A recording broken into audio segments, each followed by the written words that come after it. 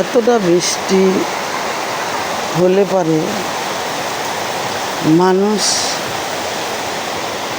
কিভাবে বাঁচবে বলো তো?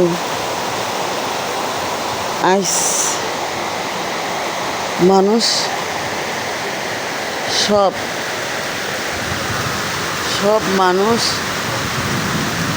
ঘরে থেকে নামতে পারছে না, বাজারঘাট করতে পারছে না, ভীষণ বৃষ্টি। তাহলে মানুষ থেকে মরে যাবে। আজ বোঝা যায় কিয়ামত কাকে বলে। দেখো ঘরের ভিতরে পানি ঢুকে গেছে, ভীষণ বৃষ্টি। কি বৃষ্টি, কেউ বাইরে যেতে পারছে না, কেউ না। দেখা যায় কি যে একটা লোক ভাইরাস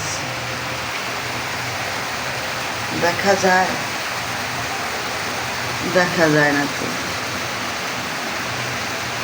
মসজিদ ঘর, আল্লাহর ঘরে লোক ঘুমায় আছে, বাতি জ্বলছে, শব্দ নেই, বাতাস মনে হয় যে উড়িয়ে নিয়ে যাবে, এত বৃষ্টি। এটা কি একটা গজব বলা যায় না? মানুষের প্রতি থেকে আল্লাহ পাকেরও মনে হয় মায়া কমে গেছে, তাই না? কিন্তু আমরা ধৈর্য হারা হব না, আমরা ধৈর্য হারা হব না। আমরা তার উপরেই ভরসা রাখবো, আল্লাহ পাকের উপরেই ভরসা রাখবো যে আল্লাহ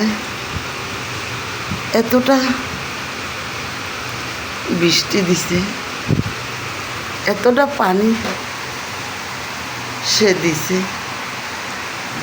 হাজার হাজার মানুষের জানও চলে যাচ্ছে। তাই বলি তাকে ছাড়া আর রক্ষা করার তো কেউ নাই। তাই আমি ধৈর্যহারা হতে চাই না।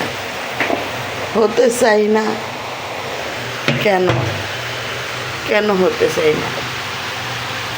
কত দেখো বস্তির ভিতরে পানি উঠে ভরে গেছে, ঘর দিয়ে সব তলায় যাচ্ছে। তাই বলি যে তবুও ধৈর্যহারা হওয়া যাবে না, কিসের জন্য? ভালো রাখার জন্য, যে আমাদের পাশে আছে, আমাকে কষ্ট দেওয়ারও সে পাশে আছে। কষ্ট জিনিসটা নিয়ামত মনে করো, ধৈর্যহারা হইও না। কষ্ট যে দিছে সেই এই কষ্ট দূর করে দিবে। আল্লাহর দেওয়া জিনিস জানি একটা নিয়ামত, সে নিয়ামত বলে গ্রহণ করো এবং একটা দাওই মনে করো। ওই যে বললাম না, সৃষ্টিকর্তা আমার আল্লাহ কাকে কখন হাসাবে, কখন কাঁদাবে সেই ভালো বুঝে।